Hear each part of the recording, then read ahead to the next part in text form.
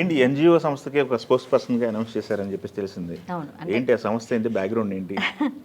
అంటే it's NGO of course, non political organization, but it's a Hindu organization.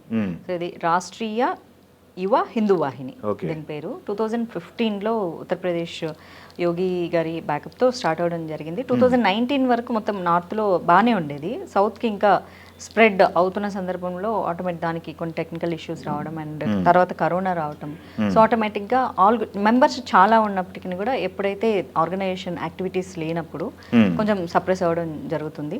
So ఇప్పుడు మళ్ళీ ఇప్పుడు మహంత్ అనురాగ్ గారు, ఆయన వచ్చేసి నేషనల్ ప్రెసిడెంట్. సో ఆయన గురు రాజ్నాథ్ సింగ్ గారు అనమాట, గురు guide everything.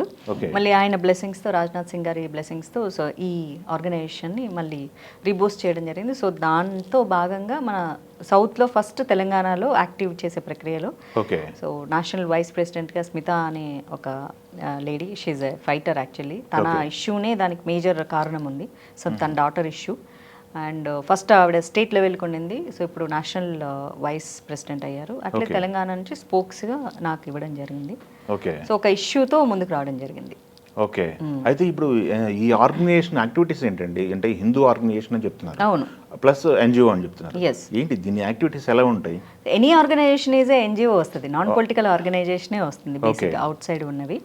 Political thing also a organization, but which is non political organization to spread సనాతన ధర్మం ఏంటి, ఎలా దాన్ని మనం ఎట్లా స్ప్రెడ్ చేయాలి, లేకపోతే దాని మీద జరుగుతున్న అన్యాయాల గురించి ప్రశ్నించడం. ఖచ్చితంగా ఆర్గనైజేషన్స్ అనేవి ఉంటాయి. Every Hindu organisation is a non political organisation. At the same time గోరక్ష, సో అది కూడా మేజర్. అంటే మనకంటూ ప్రతి ఆర్గనైజేషన్కి కొన్ని వాళ్ళు ఫాలో అయ్యే క్లాజెస్ ఉంటాయి, లేకపోతే ఎజెండాస్ ఉంటాయి, మోటివ్స్ ఉంటాయి. అందులో వచ్చేసి గోరక్ష కూడా ఉంది. At the same time child and women, అదే వెల్ఫేర్, ఎడ్యుకేషన్, లేకపోతే ప్రాబ్లమ్స్, వాళ్ళకి ఏదైనా విద్య, ఉద్యోగము, ఆరోగ్యము, సో ఇలాంటి 3 అంశాలు, రక్షణ కూడా. సో వీటన్నింటి మీద పనిచేయడం కోసం ఈ ఆర్గనైజేషన్ మెయిన్ ఎజెండాగా ఇప్పుడు ముందుకు వచ్చిందనమాట. ఇక్కడ మిమ్మల్ని వాలంటరీగా మీరు ఏమైనా టాపిక్లు తీసుకొని దాని మీద ఫైట్ చేస్తారా, లేకపోతే మీకు ఎవరైనా వచ్చి కంప్లైంట్ చేయడం, మిమ్మల్ని అప్రోచ్ చేయడం, వాళ్ళకి సపోర్ట్ చేయడం, ఇట్లాంటివి ఏమైనా ఉంటాయి?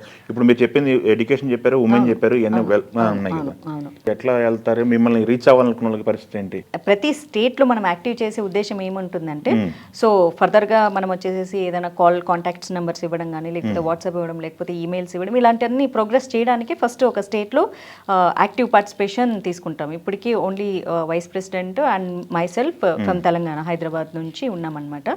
సో ఇంకా ఆర్గనైజేషన్ బిల్డ్ చేసి ఫోన్ నంబర్స్, ఈమెయిల్ ఐడీస్ ఇవ్వడం, సో దాని త్రూ మన మెంబర్స్ జాయిన్ అవ్వడం జరుగుతుంది. ఎట్ ద సేమ్ టైము ఎవరికన్నా ఇలాంటి ఇష్యూస్, చిన్నపిల్లలకు సంబంధించిన ఇష్యూస్, ఆడపిల్లలు మేజర్లీ, ఉమెన్కి సంబంధించిన ఇష్యూస్, లేకపోతే గోరక్ష సంబంధించిన ఇష్యూస్, లేకపోతే మన సనాతన ధర్మం ఇష్యూస్ అవ్వచ్చు, మంచి అవ్వచ్చు, ఏదైనా అవ్వచ్చు, అంటే దానికి జరుగుతున్న అన్యాయం అవ్వచ్చు, అట్ ద సేమ్ టైం చేయాలనుకున్న మంచి అవ్వచ్చు, టెంపుల్ సంరక్షణ, ఇట్లాంటివన్నీ కూడా. సో ఇవన్నీ కూడా మరి రీచ్ అవుట్ అవ్వడానికి బిల్డ్ చేసే ఒక టీమ్ని బిల్డ్ చేసే కార్యక్రమం అయితే ఇప్పుడు స్టార్ట్ చేశాము. సో ఫర్దర్గా అలా అప్రోచ్ అయ్యేది. ఇప్పుడు ఆల్రెడీ మేము మాట్లాడిన ఒక విషయం ఉంది, అదేంటంటే ఎవరైతే వైస్ ప్రెసిడెంట్గా ఇప్పుడు అపాయింట్ అయ్యారో స్మిత గారు, వాళ్ళ సొంత డాటర్దే ఒక చాలా పెద్ద ఇష్యూ జరిగింది. సో తన కూతుర్ని కిడ్నాప్ చేసి తను చంపాలనుకుని తన మీద సెక్షువల్ అసాల్ట్ చేసి అడ్వకేట్, సో అతని మీద పోక్సో కేసు, పోక్సో అంటే మీకు తెలుసు, అంటే ఒక 12 ఏళ్ల పాప, అంటే 12 ఏళ్ల లోపు ఆడపిల్లల మీద సెక్షువల్ అసాల్ట్ ఏదైతే జరుగుతుందో వాళ్ళ మీద పోక్సో కేసు పెట్టడం జరుగుతుంది. అతని మీద కేసు ఉండడం జరిగింది. ఆ ఇష్యూ గురించి సో మాట్లాడామన్నమాట. అయితే ఇప్పుడు ఈ ప్రస్తుతం ఉన్న పరిస్థితుల్లో మీరేమో లాస్ట్ టైం మీతో మాట్లాడినప్పుడు బెంగళూరు షిఫ్ట్ అయినన్నారు. ఇక్కడ చూస్తున్న తెలంగాణలో ఆర్గనైజేషన్ ఫామ్ చేసి మళ్ళీ తెలంగాణలో యాక్టివ్ అవుతున్నారు. ఏంటి, ఎట్లా మేనేజ్ చేస్తారు? బెంగళూరు ఎందుకు షిఫ్ట్ అవ్వాల్సి వచ్చింది? ఎలా ఉంది బెంగళూరు లైఫ్? బెంగళూరు చాలా బాగుందండి, చాలా బాగుందనే షిఫ్ట్ అవ్వాలనుకున్నాను. మార్పు ఎప్పటికైనా ఇప్పుడు మనం ఒక చోట ఉండిపోవడానికి రాయి రప్ప చెట్టు కాదు, మనం మనుషులము. మనకు నచ్చిన చోట అక్కడ ప్రొఫెషన్ బాగుంది, అక్కడ ఇంకొక మనకు జాబ్ ఉంది అనుకున్నప్పుడు అక్కడికి మూవ్ అవ్వడం జరిగింది అంతే. కాకపోతే ఇలా తెలంగాణకి, ఇప్పుడు నేను తెలుగు అమ్మాయిని కాబట్టి నేను తెలంగాణకో ఆంధ్రాకో ఎక్కడో చోటు నుంచి స్పోక్స్ ఇవ్వడం జరుగుతుంది. నేను కన్నడ అమ్మాయిని అంటే బెంగళూరు నుంచి కూడా ఇస్తారు, కాకపోతే కన్నడ నాకు అంత ఫ్లూయెంట్గా రాదు. సో నాకు అంత ఫ్లూయెంట్గా వచ్చిందంటే ఖచ్చితంగా నేను కర్ణాటక నుంచి స్పోక్స్ పర్సన్ తీసుకునేదాన్ని. ఎందుకంటే ఇప్పుడు మళ్ళీ దాన్ని రీఎస్టాబ్లిష్ చేస్తున్నారు కాబట్టి ఎన్జిఓని. అండ్ నేను తెలుగు అమ్మాయిని, నేను తెలుగు బాగా ఫ్లూయెంట్గా మాట్లాడతాను, నాకు మాట్లాడడం ఇష్టం కాబట్టి ఇష్యూస్ గురించి. సో ఓకే, మొదటగా తెలంగాణ స్టేట్ నుంచి సౌత్లో యాక్టివ్ చేయాలనుకుంది ఫస్ట్ తెలంగాణ వింగ్ని.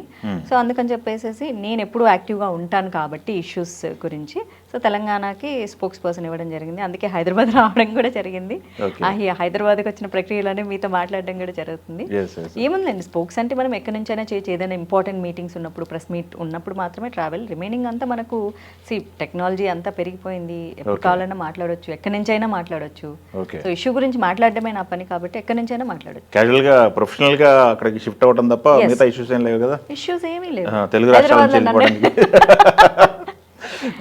మనల్ని ఎవడు రాపేది తెలుగు రాష్ట్రాల్లో. ఓకే.